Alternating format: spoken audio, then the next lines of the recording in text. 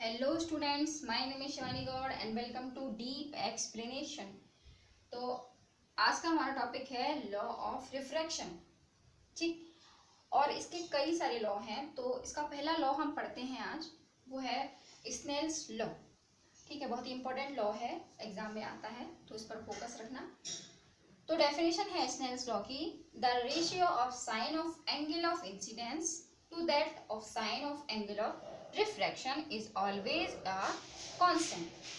ठीक, अब हम देखते हैं इनका डायग्राम। देखिए, इस वाले लॉ में आई इक्वल आर नहीं होता है।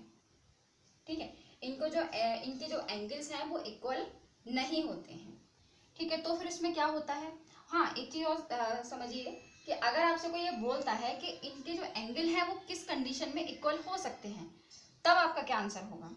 तो आपका आंसर होगा कि अगर ये लाइन बेंड ना करे, इसको सीधा सीधा खींचा जाए, यानी ये लाइन जो है, जो रे है वो सीधी आए, यानी वर्टिकली अपोजिट अगर ये लाइन आती है, तो इनके जो एंगल्स हैं, एंगल्स ऑफ इंसिडेंस और एंगल ऑफ रिफ्रैक्शन, क्या होंगे, इक्वल होंगे। लेकिन इस कंडीशन में इक्वल नहीं होंगे, क्योंकि इनकी जो लाइट है कैसी है, बेंड कर रही है। फिर क्या हो सकता है। ठीक है, ये है हमारा पहला मीडियम और ये है हमारा दूसरा मीडियम। अब हम क्या करते हैं, ठीक है, तो अब हम क्या करेंगे कि हम ये एंगल्स को एक्सपेरिमेंट करेंगे। ठीक है, और एक चीज और समझिए कि अगर हम एंगल ऑफ इंसिडेंस को बढ़ाते हैं, मतलब इंक्रीज करते हैं, तो एंगल ऑफ रिफ्रैक्शन भी इंक्रीज होगा। ठीक है, तो अब हम क्या करेंगे, जैसे कि मान लीजिए ये 30 है, फिर हमने 45 किया, फिर हमने 60 किया, तो ये वाला एंगल भी तो बढ़ा होगा ना, एंगल ऑफ रिफ्रैक्शन भी तो इंक्रीज हुआ होगा ना। ठीक, तो अब हम क्या करेंगे, अगर मान लीजिए I1 इक्वल R1, ऑब्वियसली होगा ही। ठीक है, I2 equal to R2, I3 equal to R3। तो अब हम क्या करेंगे, हर एक करस्पॉन्डिंग वैल्यू को रिकॉर्ड करेंगे। ठीक है, इसकी हर एक करस्पॉन्डिंग वैल्यू को रिकॉर्ड किया गया। फिर क्या हुआ, जब चेक किया गया, ठीक है, जब इसकी सारी करस्पॉन्डिंग वैल्यूज को एक्सपेरिमेंटली चेक किया गया, तो क्या हुआ, मतलब एक खास बात पता चली। वो खास बात क्या थी, वो खास बात ये थी कि sine I1 of sine R1 equal था sine I2 of sine R2 के। ठीक, और आगे अगर हम देखें तो sign I3 of sine R3 equal होगा इनके। ठीक है, तो हर एक करस्पॉन्डिंग वैल्यू को, मतलब जो हर एक करस्पॉन्डिंग वैल्यू जो आ रही है वो क्या है, फिक्स मिल रही थी। मान लीजिए कि ये एयर है और ये ग्लास है, तो इसकी जो वैल्यूज आ रही थी साइन की और आर की, तो कैसी मिल रही थी, ये फिक्स्ड वैल्यू मिल रही थी। ओके, तो फिर ये तो एक बात हो गई हमारी। ठीक है, ये साइन I1, ठीक है, ये जो वैल्यू थी हमारी क्या थी, फिक्स मिल रही थी। फर्स्ट और सेकंड मीडियम को देखते हुए जो वैल्यू थी क्या हो रही थी, ये हमको फिक्स मिल रही थी।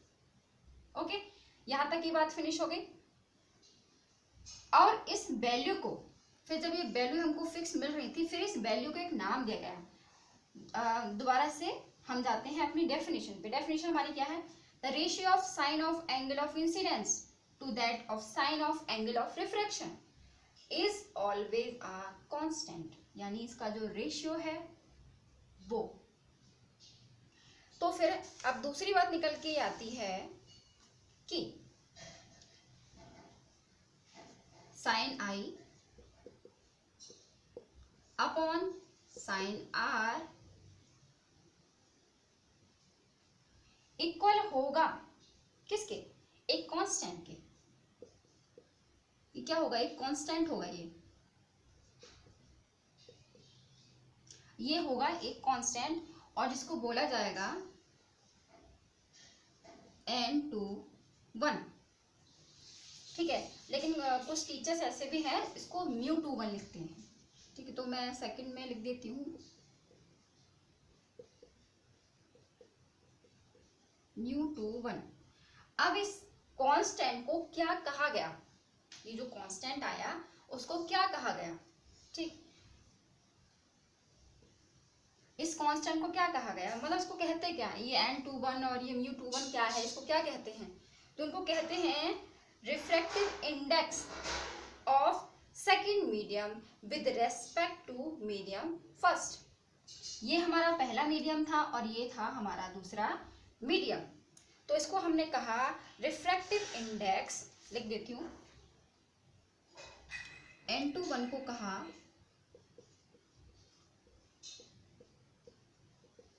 Refractive index of second medium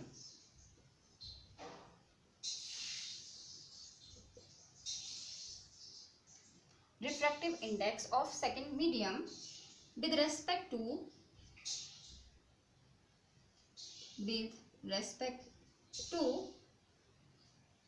medium first।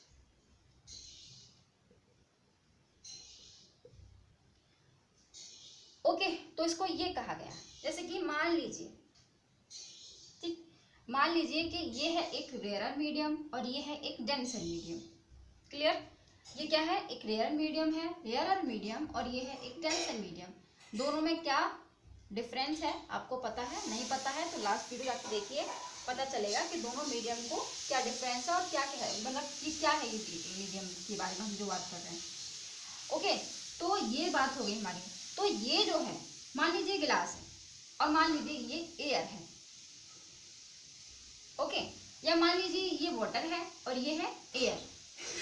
ठीक है, तो है क्या इसमें, अब ये जो सिस्टम है ये कांस्टेंट हो गया और इसको हमने नाम दे दिया n21, और n21 का मीन्स क्या है वो आपको हमने यहाँ पे बता दिया।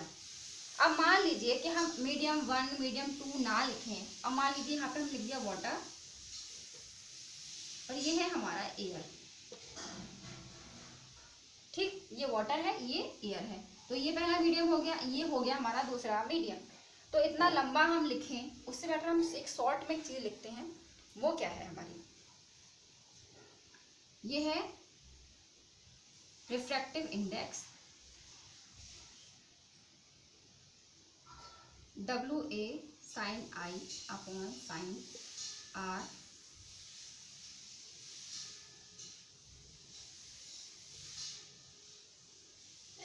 ठीक है, अब इसका क्या मीन्स है, आप बोलेंगे फिर ये कंफ्यूजन था, फिर से आपने ये कंफ्यूजन कर दिया, तो यहाँ पे कोई कंफ्यूजन नहीं है, यहाँ पे नाम बता दिया है आपका n2 को क्या कहते हैं। ठीक है, कांस्टेंट इसको कह दिया और इसको कांस्टेंट को नाम क्या दिया n21, और n21 को कहते क्या है वो आपको बता दिया डिटेल्स में। ठीक है, अब मान लीजिए कि ये वाटर है और ये एयर है, मीडियम को हटा दिया, 1 2 बहुत लंबा हो रहा था। ठीक है, नाम दे दिया, वही ये वाटर का एक वाटर मीडियम है और ये एयर का मीडियम है। ओके, अब क्या बोल दिया हमने बोल दिया NWA इक्वल साइन I1 और अपॉन साइन R2। मीन्स क्या है इसका भाई, ये तो समझ में आ गया कि ये मीन्स है इसका। इसका क्या मीन्स है, तो इसका मीन्स है रिफ्रैक्टिव इंडेक्स ऑफ वाटर, ठीक है, with respect to air. Refractive index of water with respect to air, refractive index of water with respect to air, यानी जैसे कि यहां लिखा था, अब हमने उसका 1 और 2 को नाम दे दिया। क्लियर हो गया ना, क्लियर, तो ये याद रखना। ठीक, अब हम बात करते हैं नेक्स्ट। अब आप कहोगे कि भैया रिफ्रैक्टिव इंडेक्स आप बार बार कह रहे हो, इसको आप रिफ्रैक्टिव इंडेक्स कह रहे हो, तो ये है क्या, इसका काम क्या है, मतलब हमने क्यों इसको बोल दिया रिफ्रैक्टिव इंडेक्स, का नाम क्यों दे दिया हमने। तो एक बात समझिए, एक चीज को, जैसे कि ये हमारे पास जैसे कि ये हमारे पास एक मार्कर है, ये हमारे पास एक मार्कर है, ठीक है, हट्टा कट्टा। ये मार्कर जो हमारे पास है इसका क्या है, एक अपना ही मास होगा, इसका कोई मास होगा ना, ये एक मार्कर है, पेन का मास होगा, मतलब किसी भी चीज का, हर एक चीज का मास होता है, तो इसका भी एक मास होगा। ठीक है, तो पेन का या ये जो हमारे पास मार्कर है उसका एक मास है। ठीक है, अब हम बात करें सेल की, तो सेल के पास क्या होता है, सेल के पास अपना एक पोटेंशियल डिफरेंस होता है।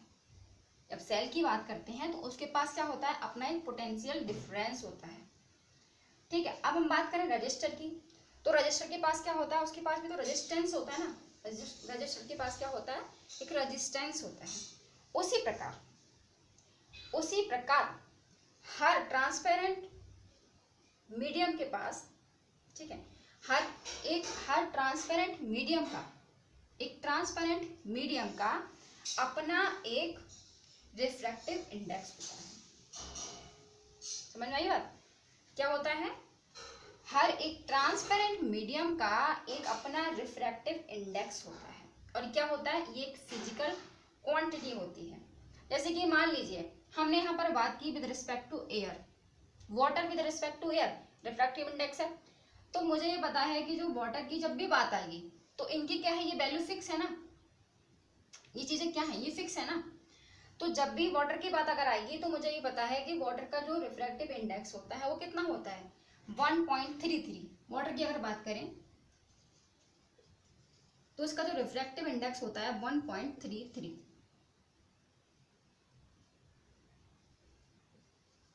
तो ये होता है वाटर का रिफ्रैक्टिव इंडेक्स। ठीक है, अगर यहां पर आया तो आप फटाफट से लिख दोगे। ओके, अब जैसे कि मान लीजिए मुझे पता है कि डायमंड का कितना होता है, तो डायमंड का रिफ्रैक्टिव इंडेक्स जो होता है वो होता है 2.d लिख देती हूँ, 2.42। ठीक, तो ये एक फिक्स्ड वैल्यूज हैं। तो इनका आपको पता है कि भाई वाटर का क्या होता है, आप लिख दोगे बराबर से 1.33 होता है भाई वाटर का। ओके, मुझे डायमंड का पता है, मैंने बता दिया कि 2.42 होता है। लेकिन आप मुझे ये बताइए कि इनमें से दोनों में से ज्यादा वाला कौन सा है, कौन सा ज्यादा है। मतलब वाटर का 1.33 है, उसका है 2.42, तो ज्यादा कौन सा हुआ भाई, डायमंड का ज्यादा हुआ ना। तो अब रिफ्रैक्टिव इंडेक्स हमने पता कर लिया है भाई, रिफ्रैक्टिव इंडेक्स होता क्या है। अब हमने देखा कि एक का रिफ्रैक्टिव इंडेक्स कम है और एक का ज्यादा है, तो अब हम इससे ये सीखेंगे, तो इससे ही हमें अब सीखने की जरूरत है, वो हम नेक्स्ट वीडियो में सीखेंगे। ठीक है, तो इन चीज़ों से हम क्या पता कर सकते हैं कि हमारी जो लाइट है वो किस मीडियम में कितना बेंड करती है, तो वो सारे इंफॉर्मेशन हम इससे निकालते हैं। ओके, और ये वाली इंफॉर्मेशन आपको नेक्स्ट वीडियो में मिलेगी।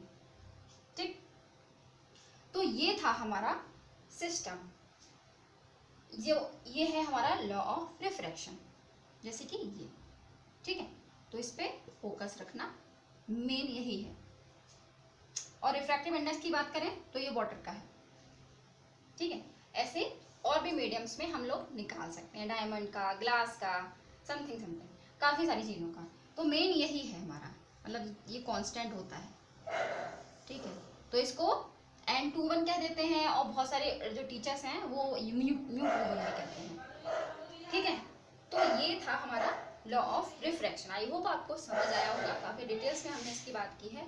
तो नेक्स्ट वीडियो में मिलते हैं नेक्स्ट टॉपिक के साथ, तब तक के लिए गुड बाय।